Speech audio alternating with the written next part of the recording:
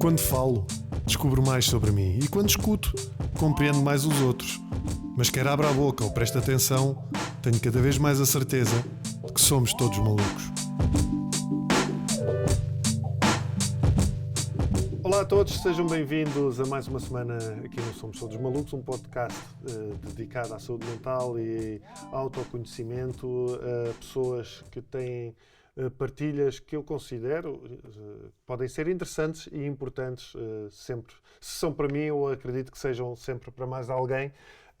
O Somos Todos Malucos, como sabem, é agora um podcast Observador, está em todas as plataformas do Observador, Spotify, iTunes.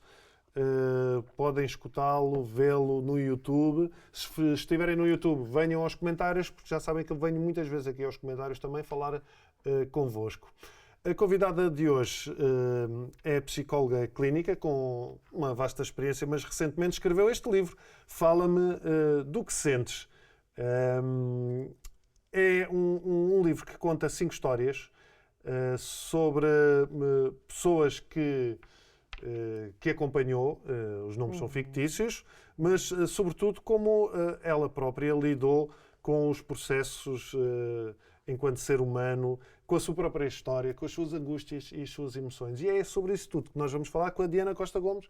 Muito obrigado, Diana, por teres vindo. É interessante esta perspectiva que tu tinhas quando nós começámos a falar, porque eu acho que quem é acompanhado com um psicólogo, em psicoterapia, nós vemos muitas vezes o psicólogo como alguém sem problemas, que está ali só para resolver os problemas do outro. Eu muitas vezes estou com o meu psicólogo e estou a contar as minhas coisas e estou a pensar assim, o que é que será que lhe aconteceu hoje? Ok, ou o que é que ele estará a pensar? Sim, não é tanto o que é que ele está a pensar sobre mim, mas muitas vezes, ele está-me a falar sobre as minhas questões e faz-me sentido e eu penso, quais é que são os problemas dele? Não é? O que é interessante? Não é? Exatamente. Porque isso. É exatamente as pessoas têm muito essa noção que tu és... O psicólogo é alguém quase desprovido de emoções, pensamentos, problemas, não é? Alguém quase... Tu és assim, não é? Tu não tens emoções. Eu sou assim, exatamente. Eu não tenho emoções, não tenho vida, não tenho problemas, aliás, como qualquer psicólogo. Como disseste muito bem, o livro pressupõe isto mesmo, ou seja, dar um olhar mais... pessoal, humano. Exatamente, mais humano, mais humanizado, mais pessoal sobre o que é isto de uma relação terapêutica. O que é isto de nós estarmos... Tu fazes psicoterapia, não é? É público e falas disso e muito bem, e fazes partilhas muito construtivas. O que é isto de estar num processo terapêutico? O que é que... para os dois lados, não é? A ideia é dar um bocadinho uma visão, é como se... um bocadinho um convite a entrarmos dentro do consultório, a ideia era pôr o leitor mesmo ali dentro do consultório, mas também com olhar sobre isso que tu estavas a pensar, a dizer, o que é que o psicólogo, o que é que ele está a pensar, o que é que ele vive hoje, o que é que ele está a viver na sua própria vida pessoal e como é que isso influencia ou não o próprio processo terapêutico. Exato. Há aqui uma coisa curiosa que eu estava a pensar, que é, vocês enquanto psicólogos e os teus amigos que são psicólogos ou colegas, sentem esse estigma de terem que ser máquinas? Um bocadinho. Isto é ambíguo e é complexo, porque se por um lado há estudos até que nos dizem isto, que profissões até de cuidado têm uma grande prevalência de burnout, depressão, ansiedade, por outro lado há quase um estigma associado é quase como... se eu sei, ou se eu sei as técnicas, então deveria ser capaz de as utilizar em mim mesmo, ou quase como um impostor, não é? Se eu sou psicóloga, então não posso ter depressão, sofrer de ansiedade, não é? O que é completamente falso. Não é? Portanto, às vezes há um bocadinho e depois é um bocadinho a questão do cuidador, que é, não raras vezes, o psicólogo, por ser o cuidador, digamos assim, ter uma profissão de cuidado, muitas vezes descura o seu próprio cuidado. Isso acontece muito? Tu vais ao psicólogo? Exatamente. Olha, escrevi, e inclusive falamos sobre isto. Os psicólogos também vão ao psicólogo. Sim, eu faço a minha própria terapia e digo-te, ela é fundamental não só para o meu próprio crescimento e processo individual, como para a minha profissão enquanto Mas psicoterapeuta. Tu vais porque sentes essa necessidade de ter questões para resolver como uma pessoa, um paciente normal? Como uma pessoa. Como uma pessoa normal? Como uma pessoa normal. Ou simplesmente numa perspectiva de conhecimento? Olha, há aqui, e isto é uma questão muito pertinente que trazes, que é: psicólogo não é igual a psicoterapeuta, ok? Pois, Pronto, pode ser. que é uma confusão que muitas pessoas fazem. Aliás, não raras vezes chegam ao consultório dizendo que eu já fiz psicoterapia. Depois, quando começa ali a desconstruir um bocadinho, a pessoa não fez psicoterapia nenhuma. A pessoa consultou um psicólogo 2 ou 3 vezes, intervenção na crise, etc., mas não fez uma psicoterapia. Portanto, um psicólogo, para ser psicoterapeuta, precisa de, para além da licenciatura em psicologia, ter também uma especialização em psicoterapia, que são tantos outros anos, 5, 6, pronto. E nesta formação, enquanto psicoterapeuta, precisa, ou seja, é suposto e é obrigatório termos o nosso próprio processo individual. Portanto, a nossa própria psicoterapia, que é chamada uma psicoterapia didática. Exato, okay? Sim. Pronto, que é diferente de uma psicoterapia que tu farás, portanto, que é a psicoterapia didática. Pronto, essa é uma questão. Agora, não raras vezes acontece, e eu acho que é fundamental, os próprios processos individuais, a própria psicoterapia, que ela é, e digo-te, a minha própria psicoterapia tem sido talvez a minha maior escola no exercício da minha prática clínica. Porque ela me põe em causa constantemente e para além da nossa psicoterapia temos a supervisão, que depois também no livro convido a... O que é isto, a supervisão clínica? É eu levar os casos que acompanho, concretamente estes 5 ou outros, não é? Para a minha supervisora, onde discuto os casos clínicos, ponto 1, do ponto de vista técnico, mas ponto 2, e ela desafia-me constantemente a isto, ok, isto é tudo muito bonito, tens aqui uma POC, ok, mas como é que tu, Diana, lidas com isto e o que é que isto te faz sentir concretamente nesta fase da tua vida em que estás a passar por isto. Pois, porque é assim, era isso que eu estava a dizer. Às vezes eu vou ter com o meu psicólogo e ele pode ter tido um dia muito chato. Pode ter tido um dia de bosta, exatamente. E como é que tu consegues? É possível separar completamente as emoções, as tuas emoções pessoais das interações que tens com as pessoas?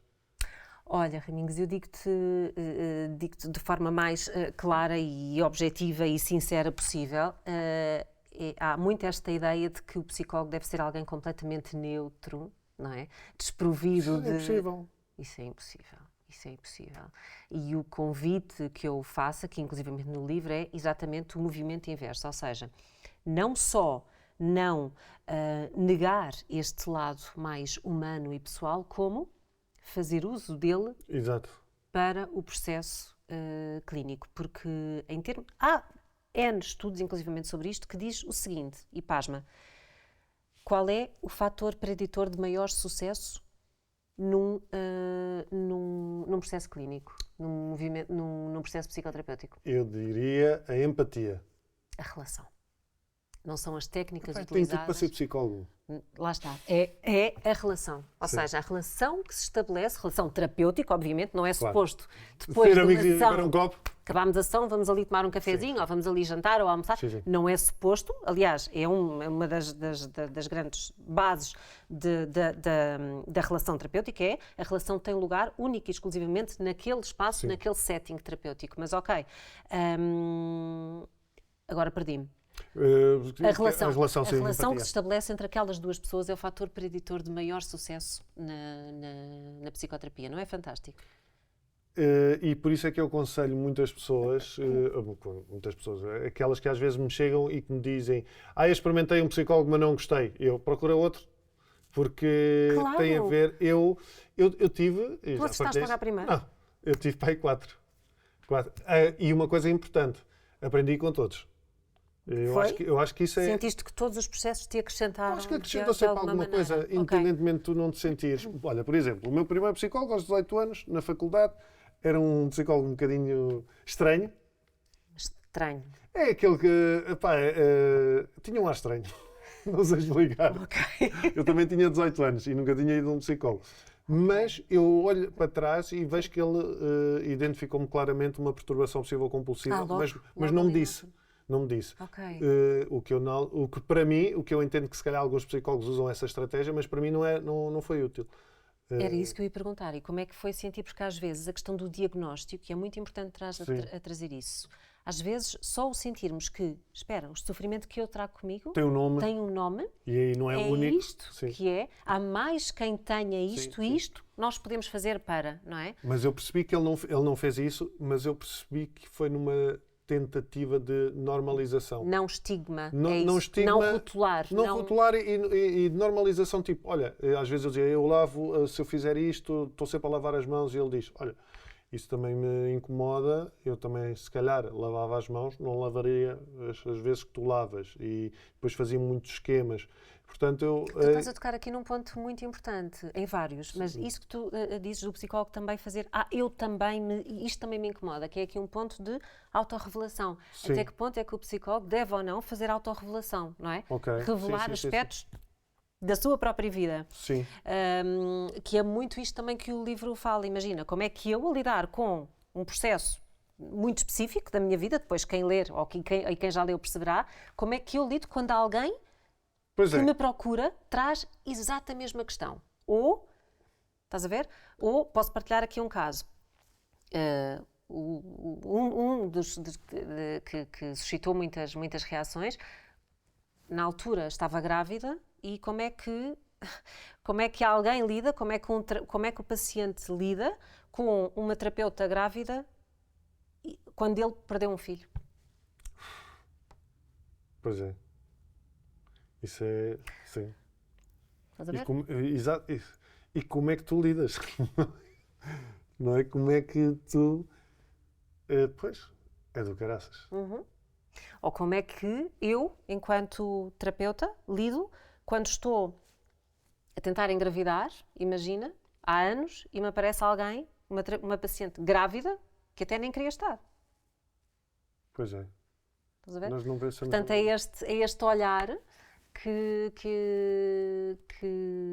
Como essas coisas, por exemplo, essa história que tu dizes, os nomes são fictícios, mas... Os nomes são fictícios, as histórias verdadeiras, pedi, obviamente, a autorização prévia às pessoas, a todas li o produto final.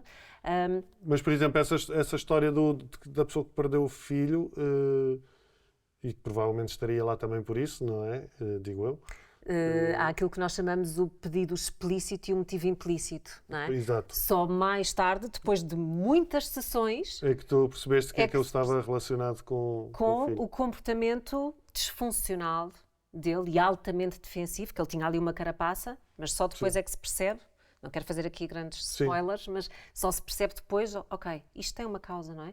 E é isto mesmo, as pessoas são muito mais do que aquilo que aparentam e que trazem à consulta, e aquilo que muitas vezes que nós chamamos de pedido, que é o que é que leva a pessoa à consulta, não é? Olha, eu venho aqui porque me sinto ansioso, imagina, não é? A ansiedade está agora no top das queixas.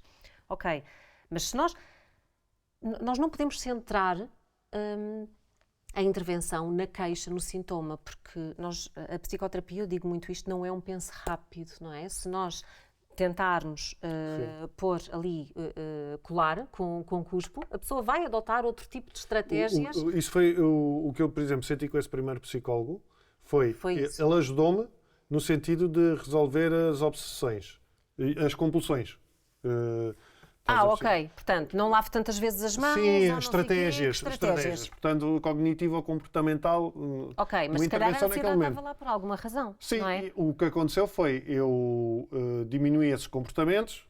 Mas adotaste outros. Adotei outros. Claro. Hoje, depois, tive uma psicóloga que era mais psicanálise e a psicanálise não fazia muito sentido para mim, nesse momento. Porque lá está. Porque depois, anos mais tarde, voltei aos padrões de lavar as mãos e medos de contaminação.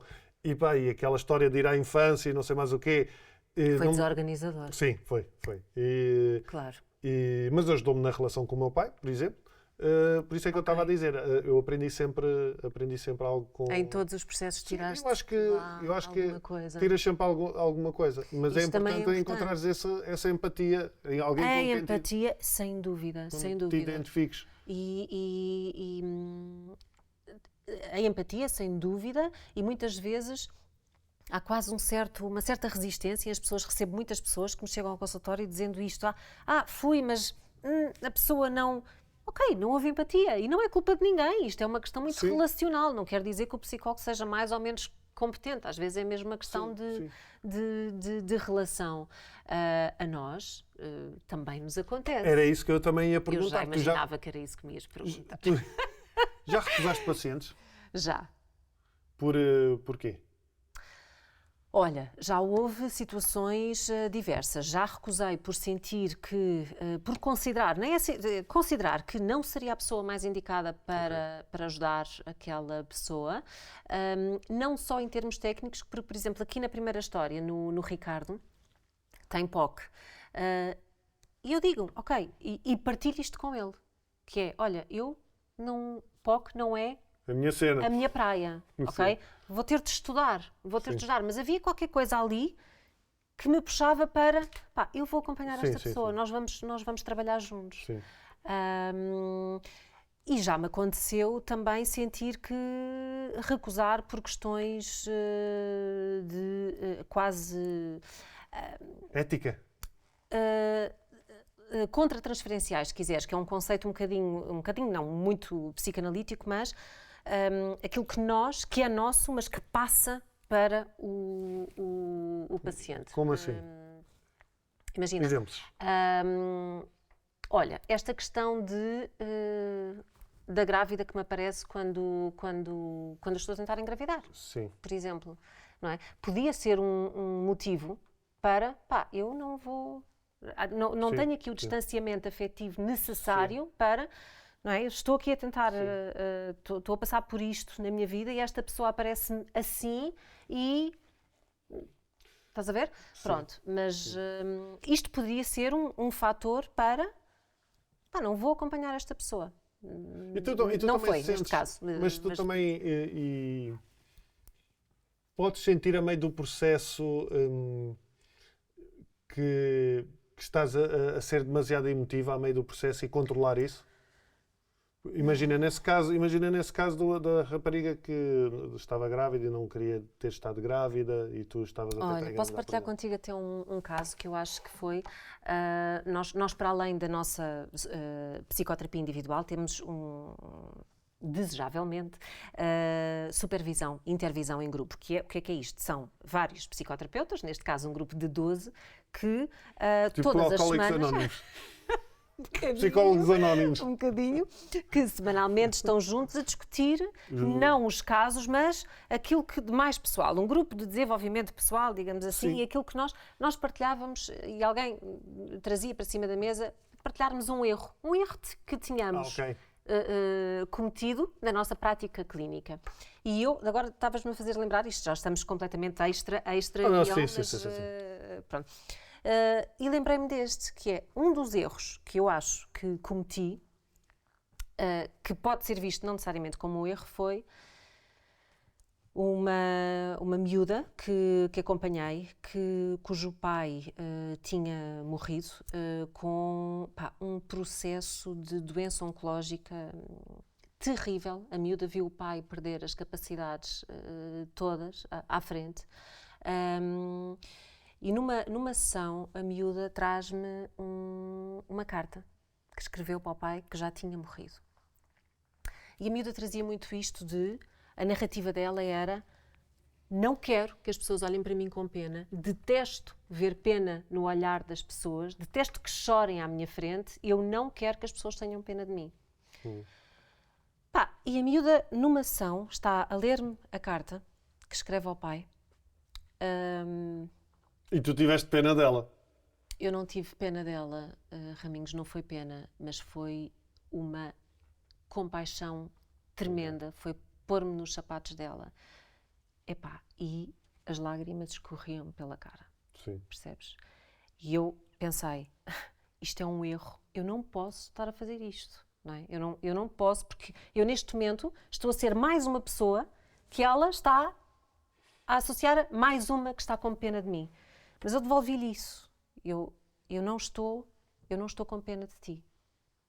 Eu estou a chorar porque estou a vulnerabilizar-me, e o caminho que nós fizemos juntas foi um bocadinho esse. Foi desconstruir o que é isto de ter pena. Sim, e do que é sendo vulnerável. Exatamente, e olha, sim. chorar.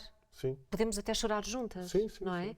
E há aqui um caminho que tu tens de fazer, porque, quer dizer, só uma pedra é que, imagina, uma miúda de 17 anos que perde o pai, que traz uma carta escrita para o pai, coisas como prometo que me agasalho à noite e que vou fazer aula de surf, que tínhamos combinado de ir juntos, e, quer dizer... Depois tu, eu não sei se tens os teus pais vivos ou não, mas... Tenho, felizmente. Mas depois vais buscar essas coisas também a ti, não é? Exatamente, e depois há ressonâncias, não é? Sim. Que aquilo ressoa de uma ou outra forma. Olha, imagina um exemplo, que eu própria também tinha perdido o meu pai há pouco tempo e aquilo, não é? O que é que aquilo me ressoaria a mim? Sim. Estás a ver? Mas lá está, isto que eu levei como erro, o grupo até ajudou a desconstruir um bocadinho esta ideia. Isso não foi um erro, não é? Isso não foi um erro, tu ter chorado com ela, mas naquele momento eu senti, pá, porra, não é? Segura-te, tu não podes estar aqui a chorar, senão vais ser mais uma. E perguntas tu, e que efeito é que isso teve na terapia? Ela fez dropout depois disso? Ou... Dropout é o quê? Dropout é abandonar. Dropout, desculpa, utilizei aqui um termo mais técnico, mas é isso mesmo, é quando o paciente desiste da terapia. Há N motivos para que isso aconteça, mas lá está, naquele momento eu senti como, pá, eu não podia estar aqui a chorar, lá está, como uma pessoa e não como a terapeuta. E como é que ela sentiu isso então? Sabes, que foi uma questão trazida também pelo grupo, não foi como uma... Pena. É isso. Ela... Então fez sentido. É isso. Curiosamente, depois disso, a relação terapêutica ainda se fortaleceu. Ela permitiu-se vulnerabilizar sem que isso... Ou seja, permitiu ver vulnerabilidade sem associar a fraqueza, porque vulnerabilidade não é necessariamente fraqueza e nós podemos vulnerabilizar-nos sem ser fracos. Sim, eu acho que até é o contrário. Exatamente, que é muito isto também que nós ensinamos aos nossos filhos, não é? Olha, corajoso não é quem não tem medo, é quem... Medo? Eu também tenho medo. Quem tem para mim, corajoso é quem tem coragem para dizer que tem medo. Exatamente. E de partilhar e de dizer que tem medo e que chora e que não sabe o que é que há de fazer. Para mim, isso é ter coragem. Exatamente. E esta miúda, aos 18 anos, tem medo de dormir sozinha, não é? Portanto, repara... Sim. E a ideia foi desconstruir muito isto, que é também um desafio que nós, psicólogos e terapeutas, temos muito, que é, há determinados tipos de casos que são muito difíceis. E se tu me perguntares quais são os casos para ti mais difíceis, eu diria que se calhar estes, que são aqueles casos em que, sabes, esta miúda quase que me apetecia pegar nela ao colo e anda lá para casa, tenho lá um quarto, podes ficar lá, estás a ver? E estes casos que te apetece trazer contigo, de dar colo, desamparo emocional. De desamparo. São talvez os casos muito em particular, lá está, e como é que isto depois lida aqui com se calhar exato, é isso. Muito em particular depois de ter sido mãe. Pois. Porque haveria outro psicólogo que provavelmente queria lidar com esta história de maneira totalmente diferente. Totalmente diferente. E outro para quem, quer dizer, estes casos não seriam aqui uma questão. Pronto. Mas acho que é todo um mundo, e o livro faz este convite. São 5 histórias, mas quando eu digo histórias, não são histórias, são casos reais, mas todos muito diferentes, que apanham uma altura muito específica da minha vida, diferente, e todos ressoam em mim de forma muito particular e muito diferente. E o convite é este, convidar o leitor a ir para dentro do consultório e pôr, e perceber o outro lado. Porque depois também há muitas pessoas que acham que, imagina, vão num quadro de burnout, estão a fazer psiquiatria, mas vão... Que é um dos casos, burnout. Psicoterapia, vão num caso de burnout e acham que se tu não tiveres tido um burnout não a podes ajudar, não é? É tipo um cardiologista, se não tiver tido um problema de coração, não pode ajudar ninguém.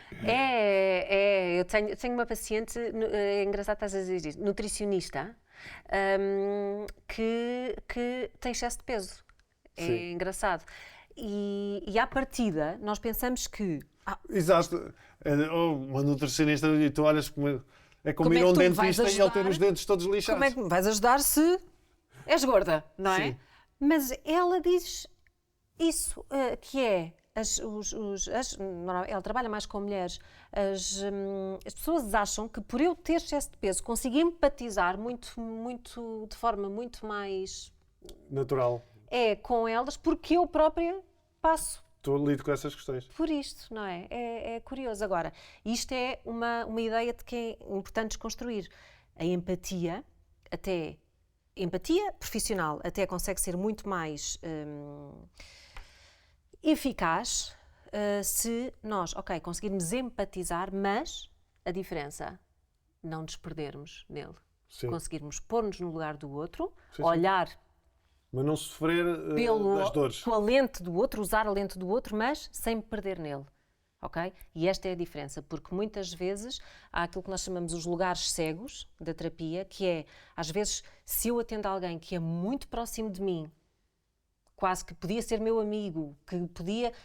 Às vezes há lugares cegos que eu não vejo exatamente por questões, Sim. e daí também isto liga-se à questão da minha própria psicoterapia, porque é que ela é tão importante. Eu tenho que estar muito bem resolvida Pois. para conseguir... Tu não tens, ou seja, um psicólogo não tem que ter tido burnouts e ter POC e ter essas coisas todas. Que seria se o psicólogo tivesse de ter passado pelo DSM todo, ou seja, as Então, perturbações. Estava internado, não Exato, estava a dar consultas. Não é? Pronto. Estava internado. Mas a ideia é, não é suposto o psicólogo ser aquele velho, que ainda há um bocadinho esta ideia, o psicólogo quase como um velho ancião, Sim. detentor das respostas, e o paciente chega e, doutor, diga-me o que é que eu hei de fazer. Não, o psicólogo não vai dar conselhos, o psicólogo não vai mostrar direções, vai ajudar a que, dentro de nós, encontremos as nossas respostas, Sim. não é? Sim. E há aquela coisa frustrante de perguntarem-nos coisas e nós devolvermos com outra pergunta que aquilo é aquilo que tu estavas a perguntar. Eu tinha uma piada assim. Qual é? Há muitos anos eu tinha essa piada, referia essa piada que era tipo, psicólogo é ser a coisa mais fácil do mundo, que é responder ao paciente exatamente com a mesma pergunta. Pronto. Doutor, eu tenho o hábito de acordar às 3 da manhã e beber um copo de vinho. Acha que isso me faz mal? E você? Acha que isso lhe faz mal? Olha, é um bocadinho. Mas isso tem uma grande razão de ser. Ou seja, isto é. Às vezes o meu psicólogo faz isso. Eu rio sempre. E tu pensas automaticamente. Pensei que fosses falar dos. Por acaso, não faz muito. É engraçado que a relação com o meu psicólogo já tem muitos anos. Ok. Entre ir e sair, e lá está. Às vezes fiz 2, no início fiz, sei lá, 3 anos, sempre. Depois parei, depois voltei. Agora estou num período que faço de 15 em 15 dias, ou de 3 em 3 semanas. Mas é engraçado porque eu tive aqui um período grande sem estar com ele, e quando voltei a estar com ele, eu encontrei-o de modo diferente. E eu também de modo diferente, claro, mas senti-o de modo diferente e senti a nossa relação de modo diferente. Ou seja... É diferente como? Mais filosófica, não sei. Mais... mesmo sendo técnica, mais emocional, não é de relação, mas fazer-me pensar mais nas coisas em que sinto. E acho isso interessante. Mas sobretudo essa questão mais filosófica. Às vezes estamos só ali a conversar e eu partilho, e ele não partilha coisas pessoais, não é? Mas falamos sobre essa temática e acaba-se por construir ali outras ideias. E isso é interessante. Tanto que eu tenho amigos, um amigo meu psiquiatra que diz assim: tu devias trocar de psicólogo, porque já estás há muitos anos com esse e isso também não é bom. E eu percebo o que ele está a dizer, mas eu não sinto essa necessidade. Porque Também pode ser uma má ideia minha, eu achar, e provavelmente eu achar que se for para outro psicólogo, ele não me terá nada a acrescentar. Isso porque as questões com que eu lido, eu já sei o que é que eu tenho que fazer. Portanto, não sei até que ponto, mas certamente também iria aprender alguma coisa. E não quer dizer que estás num processo terapêutico com o mesmo psicólogo há 3 anos, 4. Eu tenho processos que duram esse tempo ou mais. Sim, eu conheço já para aí há 15. Exato, mas lá está. Que ele seja estanque. Sim, é isso. Eu não sinto estanque, eu sinto diferente. Mas diferente para estas questões mais... muitas vezes ele abre-me ali certas coisas que até eu nunca tinha pensado, e isso é o mais estranho. Com propósito, eu ouço muitas vezes essa frase, e quando ouvimos essa frase, eu nunca tinha pensado nisso. Apesar de já ter falado aquilo não sei quantas vezes. Exatamente. Isso é que é muito curioso. Exatamente. Falar vezes e vezes da mesma história, e de repente há ali um clique, porque eu acho que esse clique depois também acontece. Não é porque tu tenhas estado distraído, mas é porque estás noutro momento da tua história. Momento da tua vida, Sim. Não é? Com desafios Sim. E particularidades muito específicas, sem dúvida. Isso é muito interessante. Tu colocas em causa as tuas abordagens, muitas vezes? Eu a toda a hora. Todos os dias? É toda a hora, sim. Sim, e sabes, eu digo isto muitas vezes sem qualquer... sem medo. Eu ponho-me em causa todos os dias e todos os dias aprendo com quem me procura. Todos os dias. Sim, eu acho que faz sentido. E acho que é muito isto. O processo é terapêutico nos 2 sentidos. Sabes? Nós também... E já aprendeste coisas com pacientes? Eu não sei, não é paciente, é utentes ou pacientes? Olha, há muita gente que diz clientes, há muita gente, há outras pessoas que preferem o termo pacientes, se calhar porque é preciso uma paciência tremenda para aturar psicólogos, se calhar é um bocadinho isto, mas ambos são válidos, clientes, pacientes. Tu já aprendeste, já viste nos teus pacientes algo que se refletiu na tua própria história, como no sentido de ser uma solução para ti, para um problema ou alguma coisa? Alguma coisa? Estás a perceber? Tu tens a tua história, não é? Tens os teus problemas, as tuas questões. E de repente alguém faz uma partilha e tu pensas, caraças, eu também faço isto. Já me aconteceu, muito curioso, estás a perguntar isso. Já me aconteceu uma situação muito específica em que uma paciente, estava a passar por um período da vida dela muito, muito específico, um desafio muito específico em que eu própria já tinha lá estado exatamente naquele sítio. E ela estava-me a irritar, sabes? E daí a importância depois também da nossa supervisão e da nossa psicoterapia. E eu não percebia porque é que aquilo me estava a irritar. Ela estava-me a irritar. E nós sentimos isto, irritação às vezes, não, sentimos também coisas... Sim. Qualquer psicólogo que me esteja a ouvir, isto já me aconteceu, aqueles pacientes em que nós olhamos para a agenda... Sério, quase aquele desejo de... espero que esta pessoa desmarque. Não percebi porque é que aquilo me estava a irritar. Mas depois, em supervisão, percebi, ok, isto está-me a irritar. Porque eu estive exatamente assim.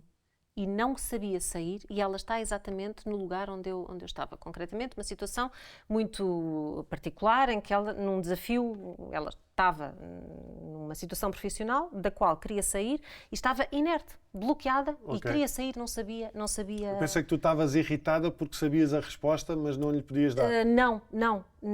Era uma coisa até mais profunda do que isso era. E porquê é que aquilo me está a irritar? Porque é que eu não conseguia mostrar empatia por ela? E sabes porquê? Porque eu não estava primeiramente a conseguir ser empática comigo. Ok. Ou seja, ela estava a contar ela estava a contar a história dela e tu estavas a ouvir a tua. Um bocadinho, se quiseres. Porque eu própria não estava bem resolvida em relação àquele domínio da minha vida. E não percebia porque é que aquilo me estava A palavra é irritar, Sim. não podemos ter medo também das palavras. Aquilo estava-me a irritar.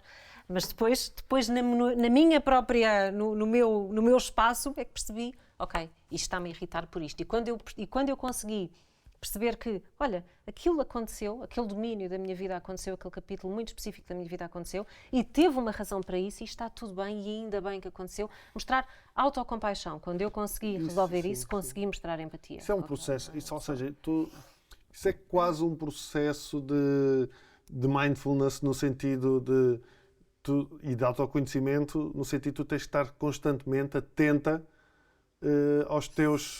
às tuas emoções, aos teus pensamentos. Por isso é que eu acabo os dias Estafado. exausta. Não, exausta. Claro. Mas é mesmo. Quantas consultas é que dás por dia? 10? Olha, depende dos dias. Não, eu, a partir de determinada altura da minha vida, aliás, a ordem dos psicólogos preconiza isso mesmo, que idealmente não se dá mais do que 6 consultas por dia. Porque não é... 3 de manhã, 3 à tarde. Por aí, porque às tantas, não é uma conversa de amigos, não é? Nós não estamos ali... Sim, não... Não, há escuta ativa, e é este movimento constante de pormos-nos no lugar do outro, e agora, espera, isto é meu, e isto agora é dele, e depois, não é? Isto é desgastante. Pois é. É isso. Por isso é que eu acabo os dias, só quero silêncio, não é? O que é um bocadinho ingrato às vezes para os nossos, não é? Pois é. Porque muito precisada do silêncio. Depois chegas a casa, que eu uso também em consulta. chegas a casa e ouves o que é o jantar. Exatamente. Chego a casa e... O que é que fazemos para o jantar?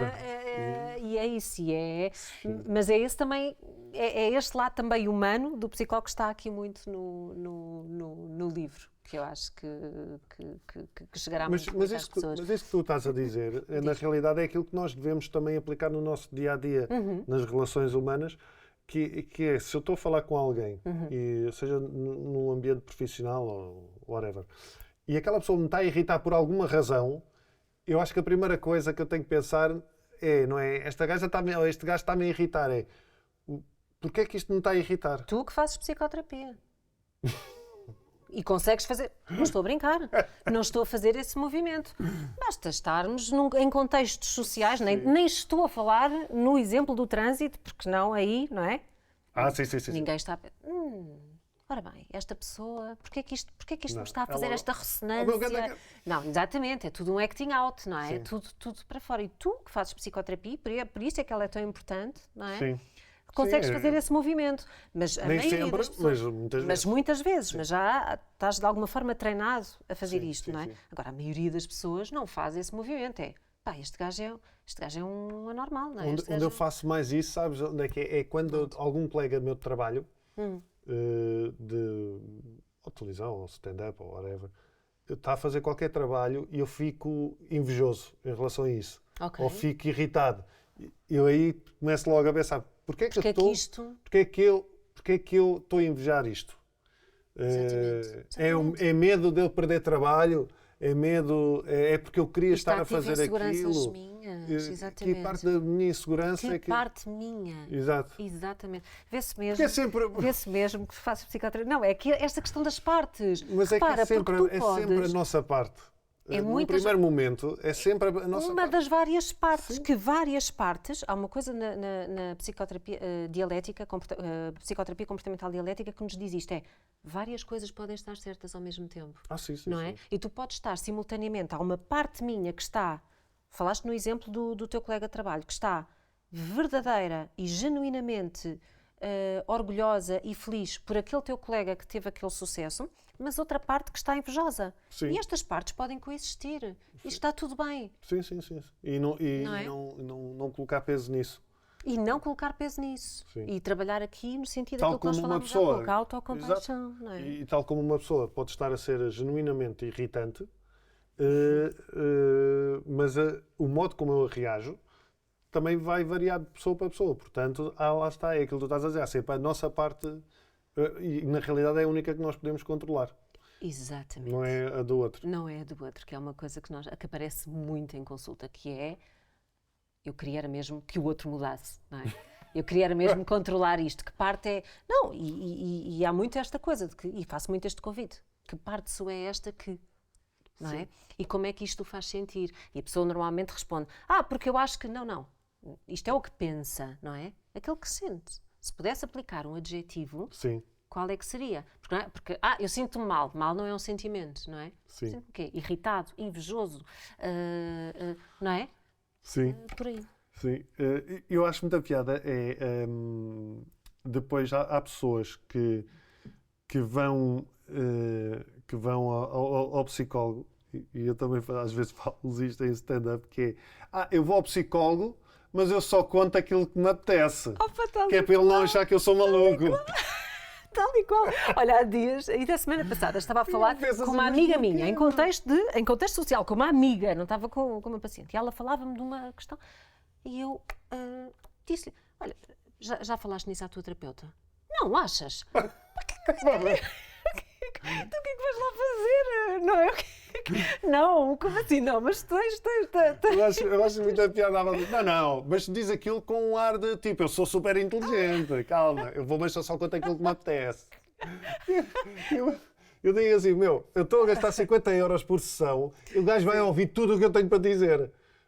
Não vou esconder nada, nem os meus segredos mais obscuros. Eu não posso esconder nada. E eu acho que, por acaso, sempre procurei fazer isto desde o início.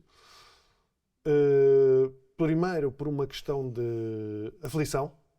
Aflição. Aflição no sentido de... Isto tem que sair. Isto tem que sair.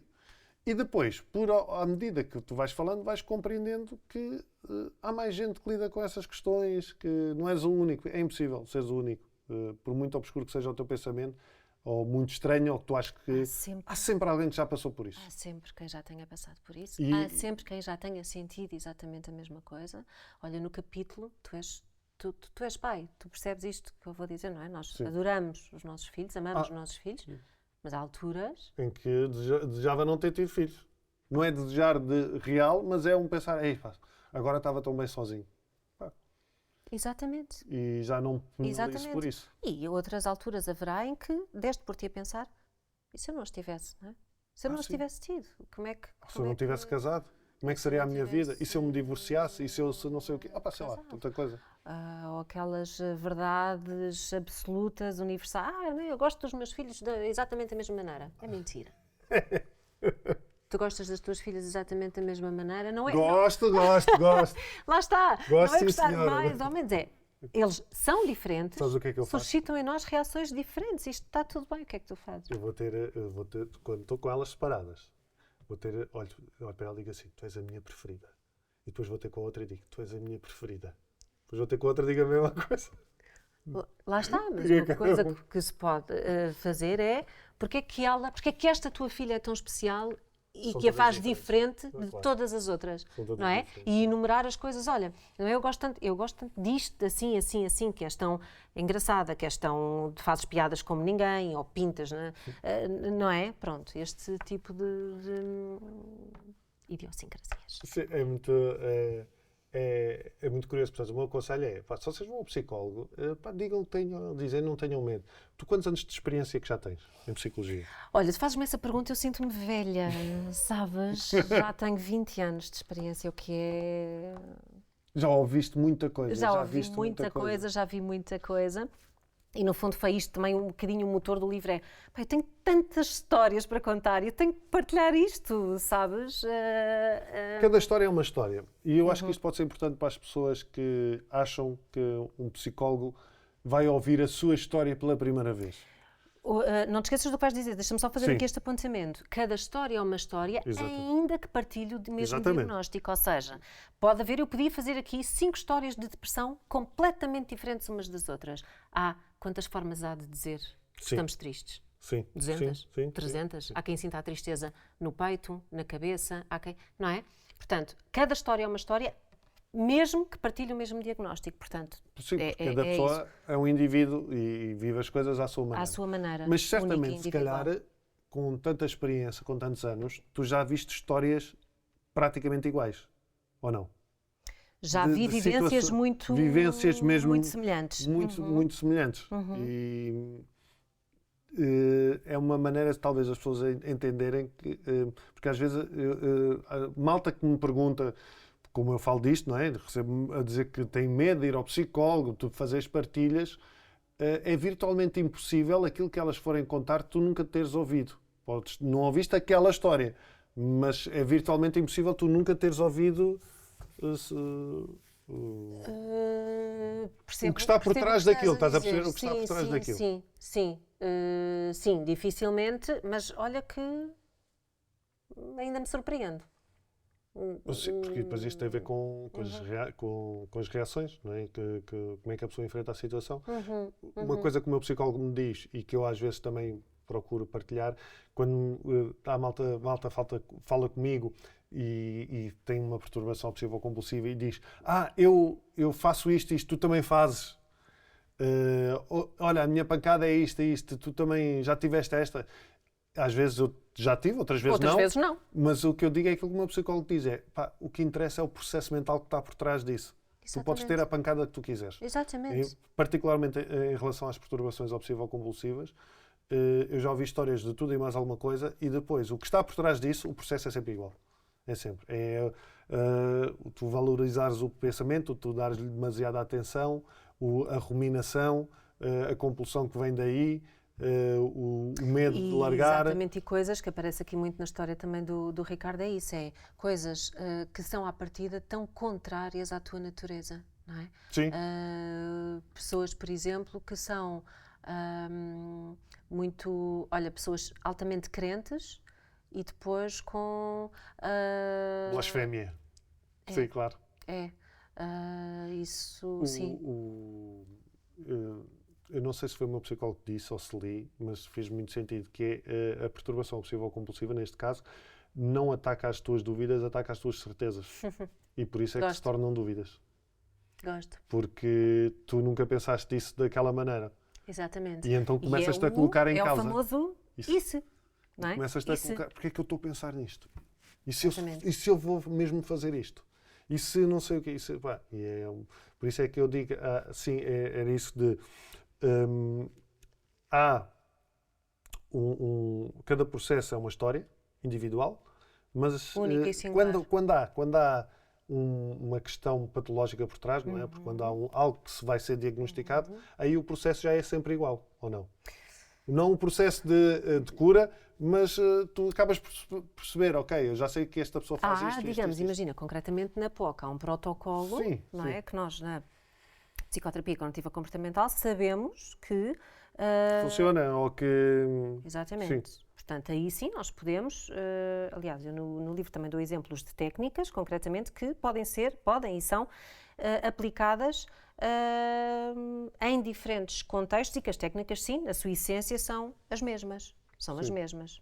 Agora, aqui entra também o nosso, quando há pouco me perguntavas, quantos anos é que tens de prática clínica?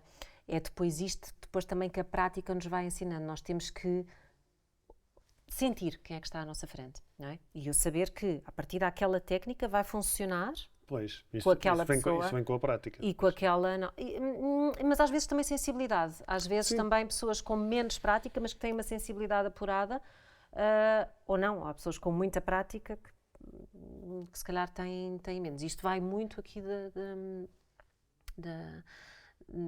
da sensibilidade e técnica também.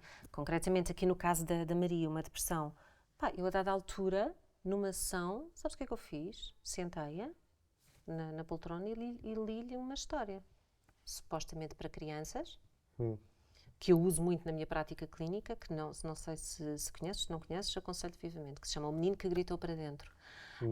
Que é, em tese, para crianças, mas eu uso muito na minha prática clínica com adultos, eu trabalho com adultos, essencialmente, e li-lhe aquela história. Eu senti que ela precisava de ouvir aquela história, porque ela, a determinada altura da sua vida, tinha sido como um menino que tinha gritado muitas vezes para dentro e que os gritos tinham ficado aqui entalados. E como é que tu, agora entrando aqui num registro mais metafísico, como é que tu sentes essas coisas? É a intuição?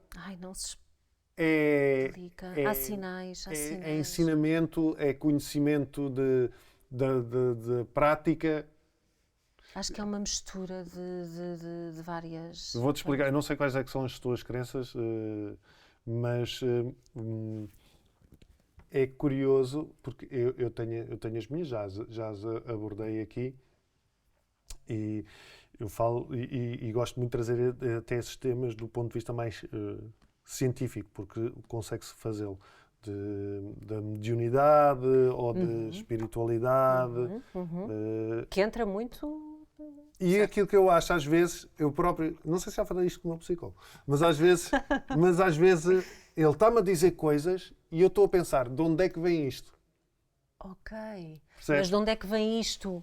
Nele? Dele? Sim, de onde é que vem isto dele? Porque, Ok. e vou-te explicar porquê. Porque eu tenho amigos que trabalham nessa área da espiritualidade, que são médiuns, e que às vezes eles dão as mesmas respostas que o psicólogo. Isso é muito curioso. E é isso que eu gosto de cruzar, cruzar informações, estás a ver? Estou a ver. E isso é muito curioso. Ele estar-me a validar uma coisa que um médium já me disse, de outra maneira. Interessante. E por isso é que eu digo que depois isto vale o que vale. Não é? Mas eu achei interessante perceber também de onde é que, quando um psicólogo fala, de onde é que vem essas E dá intuições. vontade de lhe perguntar, não é? Mas Sim. Aí alguém atrás. Não quer dizer que ele responda, não é? Que nós depois às vezes, porque é que é importante saber isso? Não é? Mas Há muitas vezes esta coisa. Porque isso vem, porque às vezes Vem de algum lado. Essa história que tu estás a dizer, que sentiste essa necessidade de partilhar, De lhe contar uma história. de lhe contar uma história, isso vem de algum lado. Neste caso já tinha havido aqui uma exploração. Lá está, nós vamos nós para as mães e para os pais e não é isso, não é? Que a culpa é sempre da mãe, que fizeste psicanálise, isto é uma brincadeira, não é? Não, ninguém está aqui. Mas percebi, ao longo aqui da narrativa do Era Uma Vez, da Maria, que isto tinha faltado. Alguém lhe ter contado uma história à noite. Sim. E alguém lhe ter dito... Pois.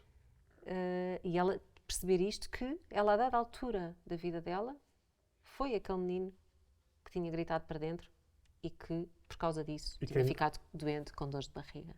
Não é? De onde é que vinham as dores de barriga? Eu vou fazer aqui uma partilha que foi uma revelação para mim. E eu venho de uma família disfuncional, como todas, dos anos 80. E os meus pais sempre tiveram uma relação mais complicada. Nunca vi muitos afetos em casa. Se conhece a minha história, eu tive um irmão que morreu antes de eu nascer. E o meu irmão morreu em 79, eu nasci em 80. E os meus pais deram-me o nome do meu irmão, que é uma coisa espetacular, não é? Todos os psicólogos fazem esta cara quando eu digo isto. Uau! Quando eu digo que tenho o nome do meu irmão, fazem só assim. Mas pronto, há aqui muita coisa envolvida. Mas por alguma razão, tu tiveste necessidade também de dizer isso, não é? Que tens o nome do teu irmão. Portanto, tu próprio... Eu estou bem em relação a isso. Certo. Mas entendo que isto teve impacto, como é óbvio. Naturalmente. E teve impacto até nos meus receios com a morte, como é óbvio. Como é óbvio. Não...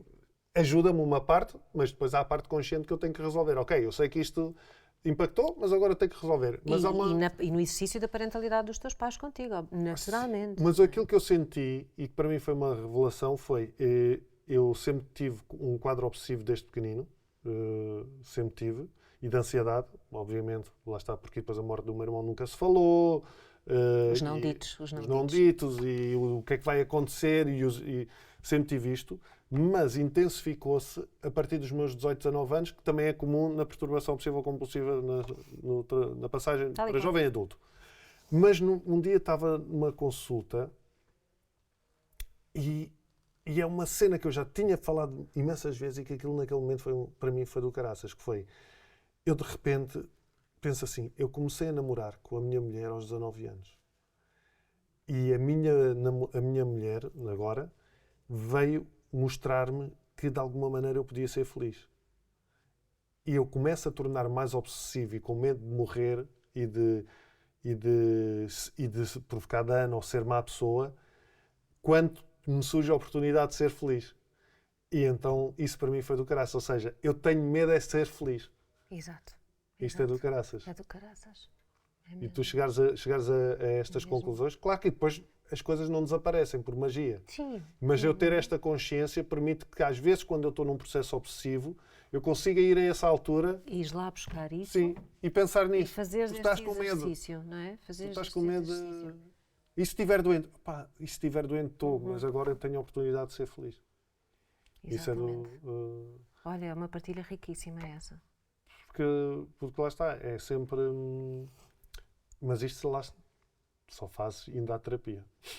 Com certeza, por isso é que eu há pouco estava a dizer, e não era brincadeira, Sim. percebe-se muito bem quando tu dizes, lá está, a primeira coisa que nós fazemos é, não, a primeira coisa que alguém como tu que faz terapia, não é? Porque este exercício que nós fazemos é, espera, não é? Isto está a causar este impacto em mim, porquê? Não é? Que parte minha é esta que...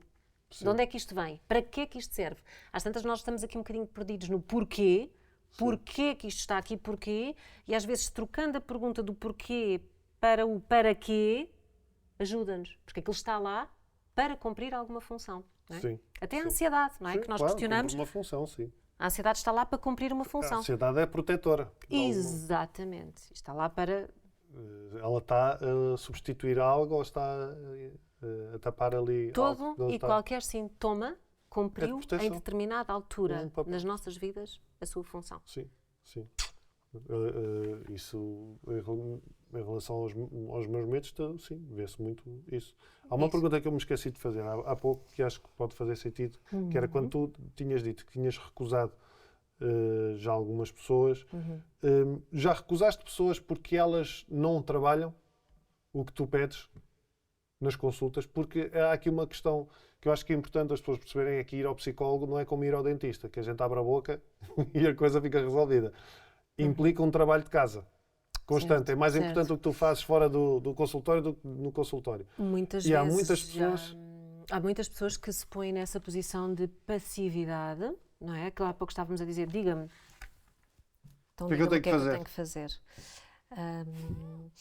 E olha, eu desconstruo logo isso, logo nas primeiras, quando não é na primeira, e explicar que é um trabalho contínuo, não é? E aquilo, no fundo, a psicoterapia é muito um bocadinho sermos detetives de nós próprios, não é? Andarmos aqui sim, à sim, procura, não é? E não é trabalho do terapeuta andar aqui, não, nós andamos, não é à frente, é lado a lado, eventualmente com uma luzinha, Sim, não é? sim. Metaforicamente, obviamente. Agora, já aconteceu situações em que, porque não é suposto a psicoterapia ser festinhas e palmadinhas nas costas, não é isso? Já aconteceu situações em que, na sessão, dar aqui um abanão no sentido de ok, sabes, aquelas sessões altamente extenuantes em que tu já foste tirar tudo e mais alguma coisa já, e daqui e dali, não é? E já não... Ok, então... E nem que tenhamos que ficar uma sessão Só olhar um em outro. silêncio. Porquê é que há pessoas que... Fogem do silêncio. Não é fugir do silêncio, mas que tu apresentas não é as respostas, mas aquilo que ela deve ou pode fazer e não fazem. Não há uma só razão É para isso medo, acontecer, não é? E pois isso é uma coisa depois é também habituação. para ser também desconstruída e explorada. É, porque é que eu fico nesta posição?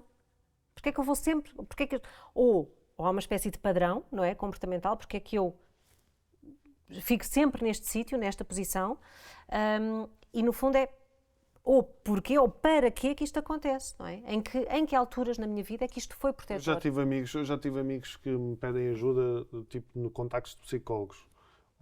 Sim. E eu passo Sim. e depois nunca ligam.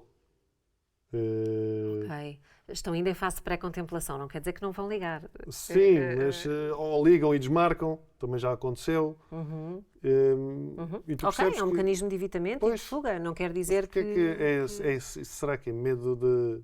estão a fugir de alguma coisa, Pois. não é? Às vezes é isso, é o de se expor. Eu se calhar também penso que muitas vezes não mudo de psicólogo porque não me apetece estar a contar tudo outra vez. Ok. Ou às vezes também esta coisa de não marcar. O desmarcar sessões também, não é? Porque também é aqui uma questão muito que aparece muito. E porquê é que se cobram as sessões a que os Exato. pacientes faltam? não é? Como tu dizias há pouco, e muito bem, isto não é a mesma coisa que ir ao dentista. Não vais ao dentista, não vais à ação, não pagas a ação. Não, ali tens um acordo, um contrato terapêutico, não vais à ação, pagas a ação, não é?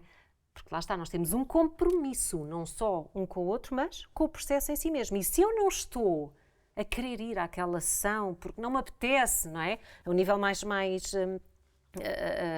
superficial. Sim. Porque é que, não me apetece. E porquê que não me apetece? Não é? Pronto, isto. Como é que tu tratas da tua própria higiene mental? Eu, a nível muito pessoal, autocuidado. Sim. Olha, com psicoterapia, que é obrigatória. Exercício físico? Supervisão. Exercício físico, no meu caso, é fundamental. É fundamental. Porque é importante. E cada vez mais prescrevo exercício físico em contexto psicoterapêutico, até por questões de ansiedade. Hoje ia fazer uma partilha, ainda hei de fazer isso, numa story, que é, eu sou muito preguiçoso.